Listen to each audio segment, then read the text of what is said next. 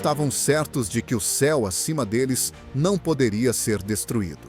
Acreditavam nos radares ultramodernos no Dome de Ferro e nos sistemas de satélite capazes de detectar qualquer ameaça. Com o som do fim do mundo, e não com o alarme de ataque aéreo. Não pelo sol, mas pelos incêndios, o céu ficou instantaneamente vermelho. O centro da cidade estava coberto de fumo. Edifícios desabaram. Carros foram virados pela onda de explosão, sirenes soavam constantemente, e apenas uma pessoa permaneceu em silêncio em meio a todo esse caos. O primeiro-ministro de Israel, Benjamin Netanyahu, que antes atacava orgulhosamente o Irão, agora está no centro do seu próprio país, devastado por um contra-ataque. Ele quase não falava. Não só está confuso, mas também compreende que o que aconteceu não foi apenas um ataque. Esta é a resposta. É a reação ao assassinato em Natanz e ao sangue derramado em Gaza. É a resposta a décadas de esforços, restrições e agitação. Além disso, Israel errou ao pensar que o Irão, enfraquecido pelas sanções e pelo isolamento internacional, não seria capaz de desferir um golpe sério. O que aconteceu naquela noite foi um acontecimento histórico, tanto em termos militares como psicológicos. Pela primeira vez desde o início do conflito, Israel sentiu que era a vítima e não o agressor. Mas não foi só Tel Aviv que ficou em chamas e fumo. Em todo o território de Israel, ouviram-se explosões Haifa, Ashdod e Beersheba. Desde a guerra do jogo do juízo final, os mísseis iranianos causaram um impacto poderoso. Pela primeira vez em muitos anos, o exército israelita enfrentou o problema da sobrecarga do sistema de defesa antimísseis. Não só devido ao grande número de mísseis, mas também porque a escala do ataque superou as expectativas. Além disso, porque alguns deles conseguiram passar. Foi nesse momento que começaram as conversas sobre uma arma misteriosa que serviu de base para tudo. Fatah 1 é o nome que agora é pronunciado com horror. Muitos especialistas acreditam que o novo míssil hipersônico foi o primeiro componente de um ataque massivo. Embora Teherã não tenha aprovado oficialmente o seu uso, fugas na mídia, como a Al Jazeera e o The Jerusalem Post apontam para ele como o principal perigo. As capacidades deste objeto são tão excepcionais que até mesmo as agências de inteligência americanas reconheceram que é muito difícil interceptá-lo. Enquanto Israel tenta reconstruir a infraestrutura destruída, os cidadãos estão preocupados.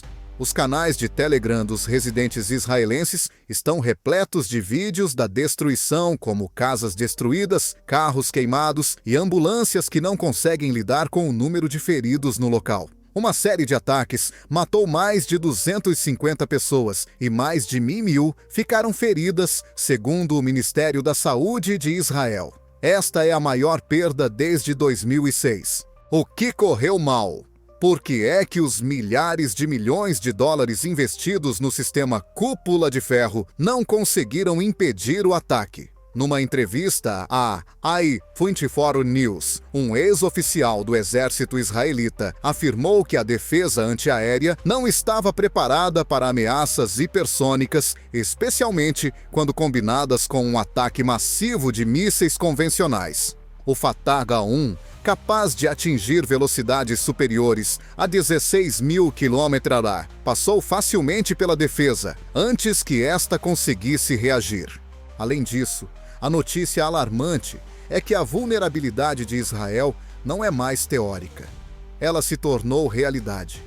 O avanço tecnológico iraniano destruiu a sensação de segurança que a Muralha de Ferro inspirava há muitos anos. Este golpe tem enormes consequências geopolíticas. O medo de uma nova guerra tomou conta de todo o Médio Oriente, com os mercados regionais a desabarem e o preço do petróleo a ultrapassar novamente os $120 por barril. No entanto, o pior é que este ataque pode ser apenas o começo. Em seguida, surgiram novos símbolos, ameaças e avisos. O mais terrível deles foi o que aconteceu na cidade iraniana de Qom, mas falaremos sobre isso mais tarde. No mesmo dia em que cidades israelitas ficaram em chamas e caos na cidade iraniana de Qom, uma bandeira foi hasteada, trazendo uma mensagem antiga e assustadora. Uma bandeira vermelha tremia sobre a mesquita de Jamkaram. O ato foi mais do que simbólico. Na cultura iraniana, esse ritual é realizado raramente quando se trata de sangue derramado injustamente, e os votos de vingança tornam-se sagrados. A bandeira vermelha sobre a mesquita é um símbolo do início da vingança sagrada para milhões de xiitas em todo o mundo. Ela é hasteada quando a tragédia já aconteceu, mas a punição ainda não foi imposta à força. Esta bandeira está associada na história do Islão ao assassinato do Imam Hussein, neto do profeta Maomé, em Kerbela. Fora das cerimônias religiosas, este simbolismo raramente é utilizado.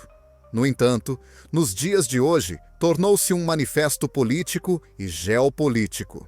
O Irão anunciou que a sua paciência se esgotou. Em vez de ser um sinal diplomático, trata-se de um ato de mobilização. O general Salami, um dos membros do Corpo da Guarda Revolucionária Islâmica, IRGE, afirmou numa entrevista à televisão estatal: "Airin, derramamos o nosso sangue. Não queremos guerra, mas se o inimigo destruir os nossos templos e matar os nossos cientistas, a resposta será proporcional ou superior." Nos bairros islâmicos de Beirute, Basra e até Islamabad, o hasteamento da bandeira vermelha foi recebido com aplausos. Dezenas de milhares de vídeos com a bandeira vermelha viralizaram nas redes sociais, TikTok e Telegram, especialmente entre os jovens xiitas. Isso já não é apenas uma ação do governo. É um ato de aprovação popular que, na essência, dá permissão para qualquer ação subsequente de Teherã. Os serviços secretos e a mídia ocidentais interpretaram esse gesto como uma preparação para uma resposta mais ampla. Na mesma noite, a agência Reuters informou que os EUA colocaram as suas bases na Jordânia e no Catar, em alerta máximo. No seu relatório, a inteligência francesa DGSE alertou que a bandeira vermelha em Qom pode significar uma operação cibernética planeada ou o uso de um novo tipo de arma. No entanto, o Irão não diz nada. A sua tática é o silêncio. Toda a atenção está voltada para o que pode acontecer no futuro. Alguns analistas sugerem que o teste ostensivo de uma carga nuclear tática no deserto de Lute pode ser o próximo passo, com o objetivo de alertar e não de explodir. Algumas pessoas acreditam que o Irão irá lançar um ataque aos aliados, por exemplo, a alvos estratégicos perto dos Montes Golã ou à base dos EUA em Al-Tanf. A ONU iniciou consultas urgentes neste momento. Gilad Erdan, representante permanente de Israel, pediu a condenação imediata das ações do Irão, afirmando: levantar a bandeira vermelha não é um ato religioso, é como uma declaração de guerra. No entanto, a maioria dos membros do Conselho de Segurança evita usar palavras duras. Os Estados-membros do BRICS, incluindo a Rússia e a China, afirmaram que o Irão tem o direito de se defender, especialmente depois de ataques à sua infraestrutura. A porta-voz do Ministério dos Negócios Estrangeiros da Rússia, Maria Zakharova, enfatizou: as ações unilaterais de Israel que violam a soberania do Irão contribuem para a desestabilização. Não é possível considerar a resposta do Irão fora do contexto. Enquanto isso, as pessoas saem às ruas de Teherã com cartazes exigindo vingança. O símbolo da bandeira vermelha une trabalhadores veteranos da guerra no Iraque e estudantes universitários. Tornou-se a bandeira do povo, não do governo. Além disso, isso é o mais preocupante. Como a estratégia do Estado e o sentimento popular coincidem, a sua energia é quase incontrolável. Isso já aconteceu antes. Foi por isso que começaram as revoluções. Assim, pode começar uma nova fase da guerra no Médio Oriente. O que acontecerá a seguir? Os analistas têm receio de dar informações precisas. No entanto, uma coisa é absolutamente evidente: a bandeira vermelha não é hasteada por acaso. é hasteada quando a vingança terminou. Talvez seja neste momento que tenha começado uma nova fase do conflito, na qual a justiça, a cultura, as ideologias e a fé não são os únicos fatores. No que diz respeito ao lado militar do conflito, o míssil Fatah-1 é o principal componente do ataque iraniano. Não se trata apenas de uma arma de fogo, significa o início de uma nova era na indústria militar iraniana. De acordo com analistas da OTAN e especialistas militares de renome, foi precisamente este míssil balístico hipersônico que desempenhou um papel decisivo no facto de o sistema de defesa antimísseis israelita ter ficado praticamente impotente no momento do ataque. O Fatah-1 foi desenvolvido pelo Corpo da Guarda Revolucionária Islâmica e foi apresentado pela primeira vez em 2023. Os especialistas internacionais inicialmente receberam-no com ceticismo, considerando-o mais uma tentativa de Teherão de dar a impressão de progresso. No entanto, os testes realizados no final de 2024 no deserto de Kavir mostraram que o míssil realmente existe e que as suas características correspondem às declaradas. De acordo com um relatório do Centro de Estudos Estratégicos e Internacionais, CSIS, o Fatah-1 pode atingir uma velocidade de até Mach 13, mais de 16.000 km/h na parte central do voo, mas ao se aproximar do alvo, ela diminui para Mach 5, cerca de 6.100 km/h. A velocidade não é importante, a capacidade de manobra é fundamental. O Fatah-1 está equipado com uma ogiva manobrável MRV que lhe permite alterar a sua trajetória na fase final. Isto distingue-o da maioria dos mísseis balísticos que se movem numa trajetória previsível.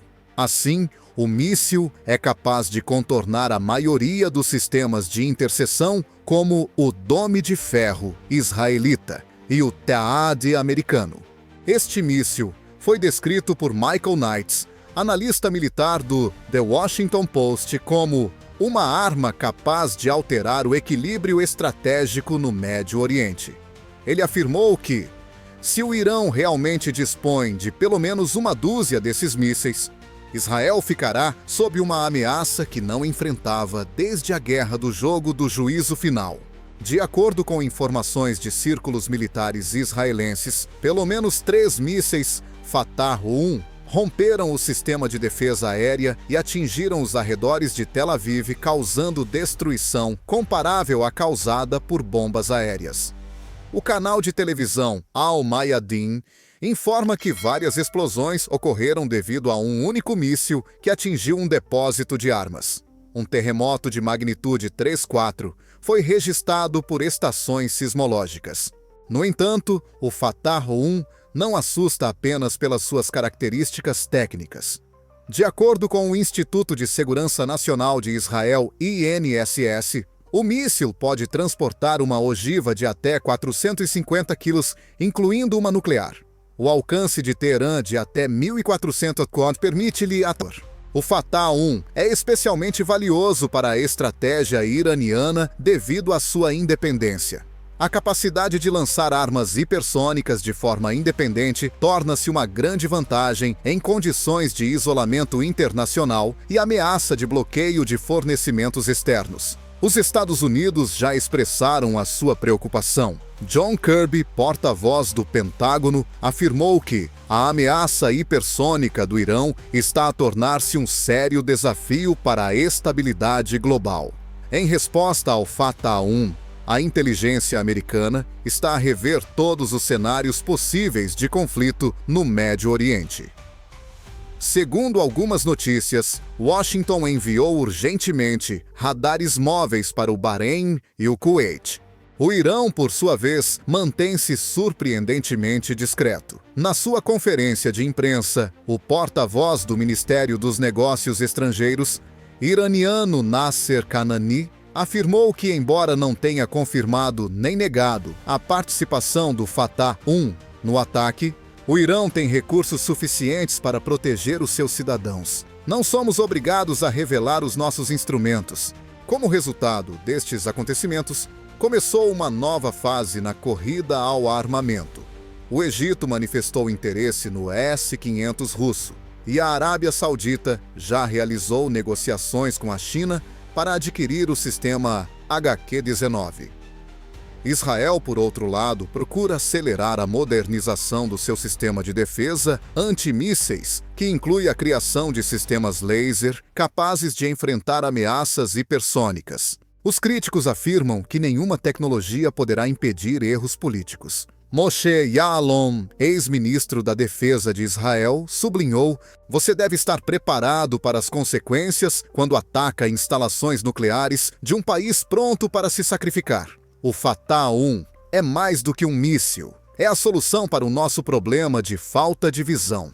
O míssil hipersônico, criado em condições de sanções e isolamento, tornou-se não apenas uma sensação técnica, mas também um símbolo geopolítico. Ele mostrou que um Estado com forte vontade e potencial científico pode alterar o equilíbrio de forças mesmo sob pressão externa. Até que um novo acordo seja alcançado no Médio Oriente, o Fatah-1 continuará a ser não só uma arma, mas também uma fonte de medo constante e incerteza estratégica. A comunidade internacional ficou chocada não só com a operação militar, mas também com o que se tornou conhecido, literalmente, um dia antes do ataque, num contexto de ataques devastadores e hasteamento da bandeira vermelha sobre o Irão. Mesmo aqueles que anteriormente tinham uma atitude reservada em relação ao programa nuclear do Irão, ficaram chocados com o conteúdo do relatório interno da Agência Internacional para a Energia Atômica, IAEA, que foi divulgado. A IAEA. O relatório afirma que desde fevereiro de 2025, o Irão acumulou mais de 400 quilos de urânio enriquecido a 60%. Este número excede significativamente os limites permitidos para uso civil e aproxima-se do nível de urânio para uso militar em cerca de 90%. Além disso, de acordo com especialistas da IAEA, o Irão pode criar até 10 ogivas nucleares em poucos meses com esse volume e pureza de urânio. Os círculos diplomáticos ficaram preocupados com este facto. A ministra das Relações Exteriores da Alemanha, Annalena Baerbock, afirmou: "Se esta informação for confirmada, estaremos à beira de uma nova crise nuclear que será ainda mais perigosa do que a situação com a Coreia do Norte." Anteriormente, o Irão assegurou repetidamente à comunidade internacional que o seu programa nuclear tem fins pacíficos, tais como energia, investigação científica e tratamento médico. No entanto, não é apenas o nível de enriquecimento que põe em causa esta afirmação. É particularmente interessante a disseminação de centrífugas descobertas em locais isolados em zonas montanhosas como Fordow e Natanz. Segundo a IAEA, muitas destas instalações funcionam sem controle total dos inspetores internacionais. As informações sobre a crescente atividade nuclear do Irão coincidiram com um aumento acentuado da tensão nas relações com Israel e os Estados Unidos. O jornal britânico The Guardian publicou uma investigação que afirma que a agência de inteligência israelita Mossad realizou uma operação secreta no território iraniano em dezembro de 2024. Durante essa operação, foi morto o físico nuclear Sayed Hashemi, um importante especialista na área de neutrões rápidos. O autor do artigo considera que este assassinato marcou o início da aceleração do enriquecimento de urânio por Teherão. O Irão respondeu às críticas afirmando que os países ocidentais aplicam 2 pesos e 2 medidas. Numa conferência de imprensa, o representante do IRGC, Hossein Negahban, afirmou: "Nenhuma potência nuclear com armas de destruição maciça tem o direito moral de nos dizer que não podemos defender a nossa terra com todos os meios disponíveis." Esta declaração apenas confirmou os receios. Em particular, em Washington, verificou-se uma divisão entre os azuis, que defendem a diplomacia, e os falcões, que exigem ataques preventivos contra as infraestruturas nucleares do Irão. No entanto, o tempo joga contra estes últimos. O Irão aumenta diariamente os seus lucros. Além disso, a IAEA observa que nos últimos 3 meses a velocidade de enriquecimento aumentou 50%. Isso significa que, com vontade política, a criação de armas pode ser concluída em apenas 30 dias. Em entrevista à CNN, o analista americano de segurança nuclear, Jeffrey Lewis, observou: "Na verdade, o Irão está numa zona de perigo nuclear. Embora ainda não tenham criado uma bomba, tem tudo o que é necessário para o fazer rapidamente. A informação de que algumas partes do programa nuclear podem ser transferidas para plataformas móveis ou mesmo para túneis subterrâneos profundos torna a situação particularmente preocupante. Isso torna praticamente impossível a destruição de tais instalações, mesmo com o uso de munições americanas de alta precisão GBU-57. Um agente anônimo dos serviços secretos do Zequariquaira disse ao Político: "Só podemos supor até onde o Irão chegou. Se eles já desenvolveram um plano para uma explosão nuclear, a sua implementação levará algumas semanas." Tais previsões já estão a causar pânico no Médio Oriente. A Arábia Saudita e os Emirados Árabes Unidos começaram a comprar rapidamente detectores de radiação e sistemas de alerta precoce. Além disso, exercícios de evacuação estão a ser realizados no Bahrein e no Kuwait. Em resposta, Israel colocou parte do seu arsenal nuclear sob o comando da Força Aérea em estado de alerta permanente. Mas, ao mesmo tempo, cresce no Ocidente outro receio: a destruição das relações diplomáticas e a possibilidade de um ataque nuclear. Todas as tentativas subsequentes do Ziwar-Sey de regressar ao acordo nuclear JCPOA foram infrutíferas após a saída do ZQEUA no primeiro mandato de Trump. Hoje, com Trump de volta ao poder e novamente a aumentar a pressão sobre o Irão, muitos acreditam que as negociações já são impossíveis. Tudo isso torna o futuro da região muito incerto.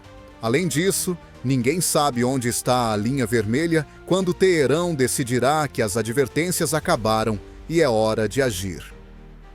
Após o regresso de Donald Trump à Casa Branca, em janeiro de 2025, o programa nuclear iraniano tornou-se ainda mais agressivo. Desde o início do seu segundo mandato, Trump deixou claro que a sua política em relação a Teherão permanecerá inalterada e até se tornará mais dura.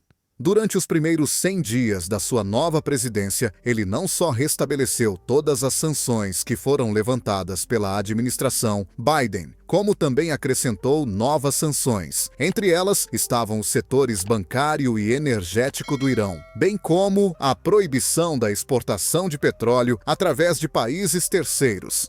Trump também ordenou ao Departamento do Tesouro do ZEUA que alargasse a lista de pessoas suspeitas de apoiar o programa nuclear iraniano.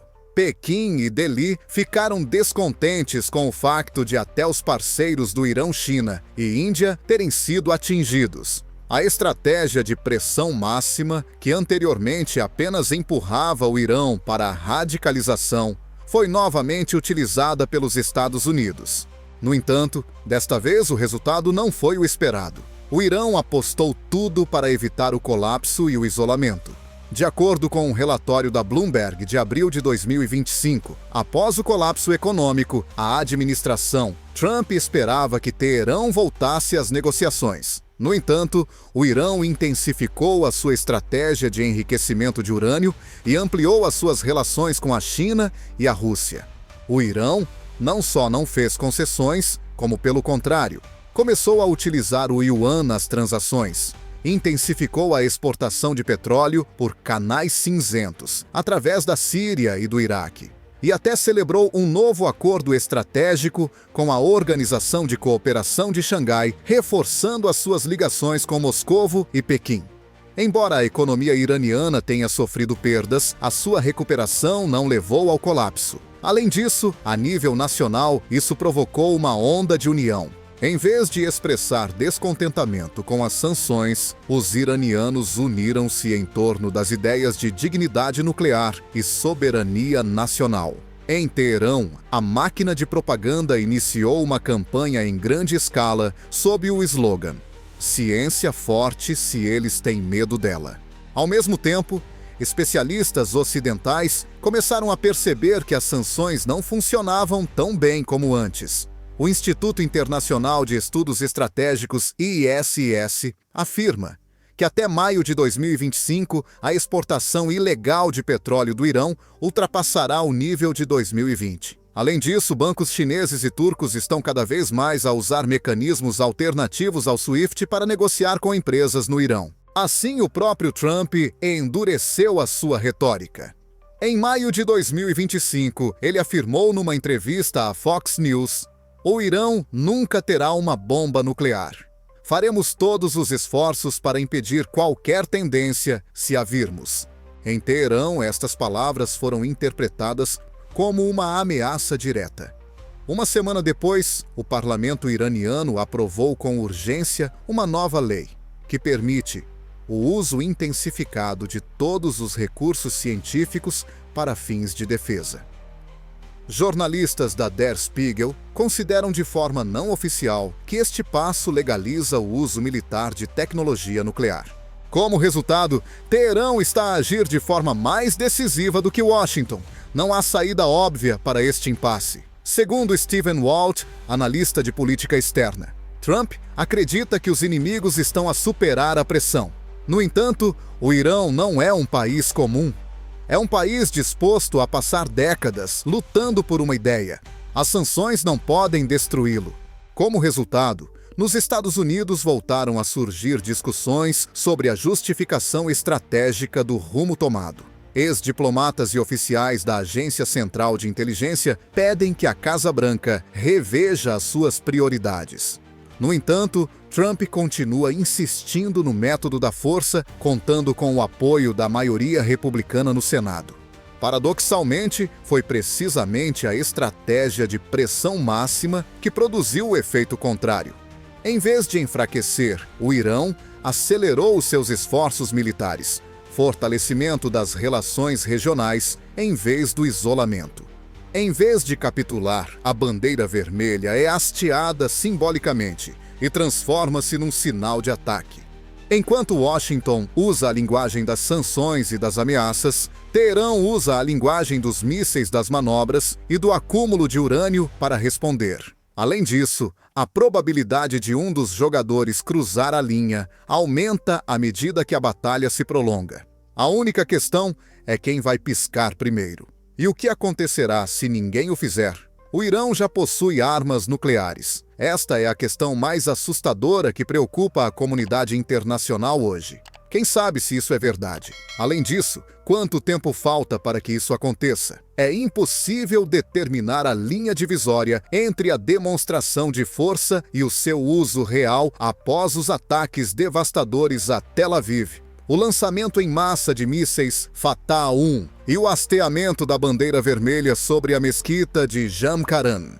Os serviços secretos israelenses afirmaram oficialmente que conseguiram reduzir significativamente o potencial da infraestrutura nuclear iraniana, como resultado dos ataques a instalações em Natanz, Arak e Fordow. No entanto, oficiais israelenses reconhecem em conversas privadas com o jornal Haaretz que não têm certeza se conseguiram destruir completamente as instalações subterrâneas e móveis. Além disso, o Centro de Análise Jane's Defense Weekly publicou dados de reconhecimento por satélite recentemente divulgados que indicam atividade na região de Hormozgan, onde anteriormente não havia instalações nucleares conhecidas. Este facto provocou um novo surto de medo. Em particular, a França cancelou os voos civis sobre o Golfo Pérsico e o Ministério da Defesa do Reino Unido reforçou a prontidão das suas bases em Chipre. No seu discurso ao povo, Emmanuel Macron reconheceu: "Não podemos excluir que o Irão esteja à beira de uma catástrofe. Parece que tudo está bem em Teherão. A República Islâmica não procura a guerra, mas não permitirá que Hiroshima se repita em seu território", afirmou o presidente Ebrahim Raisi. É interessante que esta frase tenha sido interpretada pelos meios de comunicação ocidentais como um reconhecimento claro da prontidão para um potencial dissuasório, ou seja, para possuir armas nucleares para impedir uma invasão. As declarações de fontes militares iranianas sobre uma possível doutrina de resposta imediata em caso de tentativa de ataque israelita ou norte-americano ao território iraniano causaram especial preocupação. Como mais vale mais cedo do que tarde, o Irã pode usar todo o seu arsenal, incluindo possíveis armas nucleares, até que a situação melhore. Um memorando analítico do Conselho de Relações Internacionais dos Estados Unidos, CFR, analisou em detalhe esta ideia, que foi inicialmente expressa em círculos militares iranianos, salientando: qualquer escalada é mortalmente perigosa, de acordo com esta doutrina. Mesmo uma falha técnica insignificante ou um falso alarme pode ter consequências irreparáveis. Israel já está a reforçar as medidas de dissuasão nuclear. De acordo com o The Times of Israel, submarinos Dolphin II, equipados com mísseis de cruzeiro com ogivas nucleares potenciais, partiram dos portos de Haifa e estão a caminho do Mar Arábico. Este é um sinal para Teherã e Washington. Israel está pronto para o pior. Como resultado, todo o mundo árabe está preocupado. A Arábia Saudita, os Emirados Árabes Unidos e o Egito estão a lançar urgentemente programas de proteção civil, a adquirir meios de proteção individual contra a radiação e a reequipar bunkers subterrâneos. Até mesmo a Turquia, apesar de sua posição neutra, preparou seu exército para o combate. Mas o mais assustador, talvez, foi o relatório da inteligência suíça NDB publicado no Neue Zürcher Zeitung. Ele afirma que no sul da província de Yazd, o Irã já realizou testes subcríticos de elementos de equipamento nuclear, de acordo com estimativas feitas dentro do país. Embora o documento não contenha provas diretas, ele baseia-se em coincidências de dados geofísicos, atividade logística e alterações nas imagens de satélite. Se for esse o caso, não há mais saída. Nas Nações Unidas, estava a ser convocada uma reunião extraordinária do Conselho de Segurança. No entanto, não há qualquer hipótese de se chegar a uma resolução. A Rússia e a China continuam a considerar que um ataque unilateral ao Irã é a causa. Os Eostur e Israel exigem a verificação imediata dos inspetores e a sua autorização. No entanto, Teherã deixou claro: nenhuma inspeção é possível enquanto os mísseis israelenses voarem sobre as nossas cidades. Assim, o mundo se viu em um crepúsculo nuclear. Não há tempo para erros. Existe total desconfiança entre as partes. Além disso, em condições de incerteza, qualquer falha pode ser a última. Hoje, a bandeira vermelha de Jamkaran não é mais um símbolo.